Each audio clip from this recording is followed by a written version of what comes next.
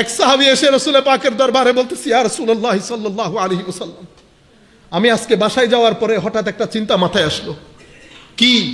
কই, ইয়া রাসূলুল্লাহ, আমরা দুনিয়াতে থাকতে যখন ইচ্ছে করে আপনার দরবারে চলে আসি, যখন ইচ্ছে করে আপনার দরবারে চলে আসি, আপনার জিয়ারত নসিব হয় ইয়া রাসূলুল্লাহ, আপনার চেহারা দেখতে পাই। কিন্তু আমি মনে মনে চিন্তা করতেছি, ইয়া রাসূলুল্লাহ, যদি মারা যায় তো আপনি তো আপনার র্যাঙ্ক অনেক উপরের হবে, আমি আপনাকে কোথায় খুঁজবো ইয়া রাসূলুল্লাহ? দেখতেছেন সাহাবায়ে কেরাম সকাল সন্ধ্যা জিকরে রাসূল নিয়ে কিভাবে ব্যস্ত থাকতেন। সাহাবী এই প্রশ্ন করলেন, আমার আল্লাহ কোরআনের আয়াত নাজিল করে দিয়েছেন, আমার আল্লাহ কোরআনের আয়াত নাজিল করে দিয়েছেন। ওই আয়াত, মাআল্লাযীনা সিদ্দিক ওয়া শুহাদা ওয়া সালিহিন ওয়া হাসুনা উলাইকা রাফিকা। আপনি যাকে ভালোবাসেন, যার অনুসরণ করবেন, মনে প্রাণে যাকে চাইবেন, আপনার কিয়ামত এবং হাসর তার সাথেই হবে। সাহাবায়ে কেরাম এমন ছিলেন, প্রয়োজন ছিল না। আসেন ওয়েস্টের কথা। কেন ঈদে মিলাদুন নবী? আমরা যারা ওয়েস্টে থাকি তারাই ভালো বুঝবে। আমি প্রথম যখন ইংল্যান্ডে যাই, ইন্ডিয়ান এক হিন্দু ভদ্রলোক আমাকে বললেন, বেটা শিখ, বলছেন ইস মুল্ক মে আকে, আপনি বড় গভীরভাবে মনোযোগ দিয়ে শুনবেন, ইস মুল্ক মে আকে দৌলত তো মিল গয়া, দৌলত মিল গয়া, লেকিন औलाद खो बैठा, औलाद खो बैठा। মানি এই দেশে এসে সম্পদ টাকা পয়সা তো মিলে গেছে, কিন্তু সন্তান হাতছাড়া হয়ে গেছে, সন্তান হাতছাড়া হয়ে গেছে। কিছুদিন আগে, আমি আসার আগেই এক বাঙালি ভদ্রলোক, এটা বড় রেলেভেন্ট, আপনারা বুঝবেন, উনি আমাকে জিজ্ঞেস করতেছেন, আল্লামা সাহেব, যখনই আপনাদের মসজিদে আসি আপনারা এশকে রসুলের উপর অতিরিক্ত জোর দেন, কেন দেন? কেন বারবার হুব্বে রসুলের কথা বলেন, রসুল প্রেমের কথা বলেন, কেন বলেন? আমি তাকে জিজ্ঞেস করলাম যে হঠাৎ করে আমার মাথার মধ্যে যেটা আসছে যে ভাইজান আপনি কতদিন পর্যন্ত ইংল্যান্ডে? উনি বলছে প্রায় 35 বছর। আচ্ছা, আপনার ছেলে সন্তান? 4 কি 5 ছেলে বলল। আচ্ছা ভাই, আমি আপনাকে একটা প্রশ্ন করব, আপনি এক্স্যাক্টলি উত্তর দেবেন। আপনি যতটুকুন ভালোবাসা, ফিলিংস, দরদ আপনার মা বাবার জন্য রাখেন, আপনার ছেলে সন্তান আপনার জন্য রাখে? ইংল্যান্ডের অবস্থা তো আমি জানি, সেই জন্য জিজ্ঞেস করেছি। উনি আমাকে বড় সুন্দর এবং অনেস্টলি উনি বলছেন, সাহেব ভাই, কাকে কি জিজ্ঞেস করেন আপনি? এটা কখনো হইতে পারে? আল্লাহ না, আপনি পার্সেন্ট বলেন, কত পার্সেন্ট আপনার ছেলেদের রেশু, অর্থাৎ আপনি আপনার মা বাবাকে যতটুকু দরদ দিয়ে ভালোবাসেন, আপনার ছেলে সন্তান কি ততটুকুন বাসেন? উনি বলছেন ততটুকুন তো দারকিনার, বহুত দূরের কথা, 10% কিনা সন্দেহ। এটা সমস্ত পশ্চিমা বিশ্বের রিয়ালিটি, সমস্ত পশ্চিমা বিশ্বের রিয়ালিটি। আমি তাকে বললাম, তারা কি আপনাকে চাচা ডাকে না বাবা ডাকে? দূর, বাবা চাচা ডাকবে কেন, বাবাই ডাকে। খরচ বরচ কে দেয়? আমি দেই। তাদের জন্য কুকিং কে করে? তাদের মা করে। অর্থাৎ সমস্ত দায়িত্ব বাবার পক্ষ থেকে এবং ছেলের পক্ষ থেকে, দুইজনের পক্ষ থেকে দায়িত্বগুলো কিন্তু পারফর্ম হচ্ছে, সম্পাদন হচ্ছে, কিন্তু বাবা খুশি না, বাবা খুশি না। এখন বাবাকে জিজ্ঞেস করলাম, বাবা আপনি খুশি না কেন? ভাই কি একটা যেন মিসিং, কি একটা যেন মিসিং। আমরা আমাদের বাবা, আজকের এই মুহূর্তে পর্যন্ত উনি আমাকে বলছেন আমার বাবা বেঁচে আছে, আমার বাবা টেলিফোনে হ্যালো বললে অন্তর পরিষ্কার হয়ে যায়। আমার বাবা যদি বলে ছেলে বাবা চলো 15 দিনের জন্য আসো, অন্তর খুশি হয়ে যায়। এই যে বাবার সাথে আমাদের অন্তরের টান, সেই টানটা আমাদের ছেলের মধ্যে 10%ও নেই, 10%ও নাই। তখন আমি তাকে বললাম, ভাইজান এই কারণেই আজকে রসুলের কথা বারবার বলা হয়, এই কারণেই আজকে রসুলের কথা বারবার বলা হয়। আপনি হয়তো নামাজ দোয়া সব কিছু ঠিক আছে, কিন্তু ভিতর থেকে তার একটা ছেঁড়া, যেভাবে আপনি বলছেন যে আপনি আপনার ছেলের উপর খুশি না, কারণ সে ততটুকু আপনাকে ফিল করে না যতটুকু আপনি আপনার বাবাকে করেন। আমরাও চাই যে নামাজ দোয়ার সাথে তার অন্তরের যে সম্পর্ক রসুল পাকের সাথে থাকার কথা সেটা থাকে, জোড়া লাগে, যাতে রসুল পাক এটা না বলে নামাজ রোজা পড়তো কিন্তু অন্তরে আমার কোনো জায়গা ছিল, অন্তরে আমার কোনো জায়গা ছিল।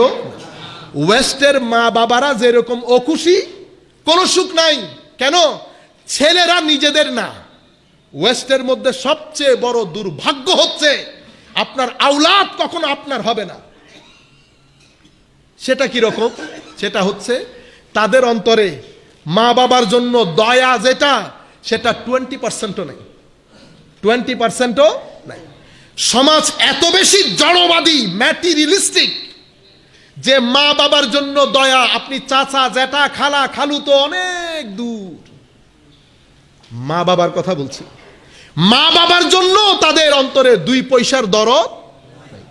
মাকে মা বলছে, বাবাকে বাবাই বলছে। আবার বাবা ইন্তেকালের পরে জানাজায়ও শামিল হচ্ছে। আগরছে 2 দিনের মধ্যে কাজ শুরু করে দিয়েছে, 2 দিন আগে কি ঘটনা ঘটেছে কারো মনে নাই। রসুল পাকের সাথে দূরত্বের কারণে নামাজ দোয়া তসবিহ তাহলিল হয়তো আপনার থাকবে, কিন্তু তার যদি কাটা থাকে, যেভাবে ওই বাবা সন্তানের উপর নারাজ, অনুরূপভাবে রসুল উম্মতের উপর নারাজ হবে, আমার রসুল উম্মতের উপর নারাজ হবে। সেই কারণে ফারুক আজমকে দিয়ে আমার রসুল এই কথা পরিষ্কার করে গেছেন, তা কিয়ামত আসা উম্মতের জন্য। উম্মত ফারুক, যদি তুমি চাও তোমার ইমানের মধ্যে পূর্ণতা আসুক, তো ফারুক সমস্ত কিছু থেকে ভালোবাসা আমার প্রতি বেশি থাকতে হবে। কেন? কারণ ঈমান আমার ভালোবাসার নাম, বেঈমানি আমার সাথে নেফাকতের নাম। ফারুক বলছি, ইয়া রাসূলুল্লাহ, এটা ফারুক বলেন নাই, ফারুকের মাধ্যমে বলানো হয়েছে, উম্মত যাতে পরিষ্কার হয়ে যায়, ক্যাটাগরিক্যাল হয়ে যায়। ফারুক বলছেন, ইয়া রাসূলুল্লাহ সাল্লাল্লাহু আলাইহি ওয়াসাল্লাম, অবশ্যই আপনাকে ভালোবাসি সবকিছুর চেয়ে, তবে আমি নিজেকে আপনার চেয়ে বেশি ভালোবাসি ইয়া রাসূলুল্লাহ। রাসূল পাক বললেন, ফারুক, ঈমান পরিপূর্ণ হবে, ঈমান হতে পারেই না যতক্ষণ পর্যন্ত ভালোবাসা আমার প্রতি সব কিছুর চেয়ে বেশি না হয়। এটা রসুল পাকের মেসেজ ছিল উম্মতের জন্য, কিয়ামত পর্যন্ত উম্মতের মেসেজ, যে রসুল পাকের প্রতি যদি ভালোবাসা চরমে না পৌঁছে, তো ঈমানের যেই প্রদীপ সেটা জ্বলবে না। মনে রাখবেন, এই যে আমরা আজকের এই যুগে ঈদে মিলাদুন্নবীর প্রয়োজন এই কারণে, শুধু মসজিদে না, প্রত্যেক ঘরে ঘরে ঈদে মিলাদুন্নবী পালন করা জরুরি হয়ে পড়েছে। কেন? আমাদের ছেলে সন্তান মোবাইল যার পকেটে গেছে, 10 থেকে 12 ঘন্টা সে আল্লাহর হুদুদ ক্রস করছে, অশ্লীলতার জোয়ারে ভেসে বেড়াচ্ছে। মা বাবারা আমরা দেখেও না দেখার ভান করছি। আমার যুবক ভাইয়েরা বড় দুঃসময় পাড়ি দিচ্ছে, বড় বিপদ সংকুল পরিস্থিতি পাড়ি দিচ্ছে, তাদের বাঁচানো আমাদের জন্য ফরজ হয়ে গেছে। এই মোবাইল তাদের চরিত্র, তাদের ইমানদারি, তাদের স্পিরিচুয়ালিটি, তাদের রুহানিয়াত, তাদের কুরবাতে ইলাহি, কুরবাতে মুস্তাফা, সব কিছুর শিকড় থেকে কেটে দিচ্ছে এই মোবাইল।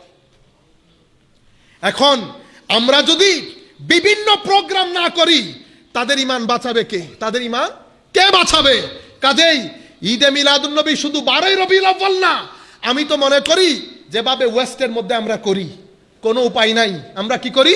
প্রত্যেক বৃহস্পতিবারে আমরা হালাকায়ে দরুদ, হালাকায়ে জিকিরের মাহফিল করি প্রত্যেকের ঘরে ঘরে। এই বৃহস্পতিবারে আমি আমার ঘরে করলাম, আপনারা সবাই আমার বাসায় আসলেন, চুটাপোটা খানা খাওয়ার ব্যবস্থা করলাম। আরেক বৃহস্পতিবারে আরেক ভাইয়ের বাসায় গেল। এই যে সার্কেলের সাথে ঘুরছে, কেন করি? কারণ ঘরের মাহল যাতে পরিবর্তন হয়, ছেলেদের অন্তরে যাতে দিন এবং রসুলে পাক যাতে ভিতরে ঢুকায়। আমরা হেদায়েতের মালিক না, তবে হেদায়েতের টেকনিক্স গুলো আমরা সময়ের চাহিদা অনুযায়ী সমাজকে দিতে না পারলে আমরা ওই নোকিয়া ফোনের মতো হয়ে যাব, নোকিয়া ফোনের মতো হয়ে যাব।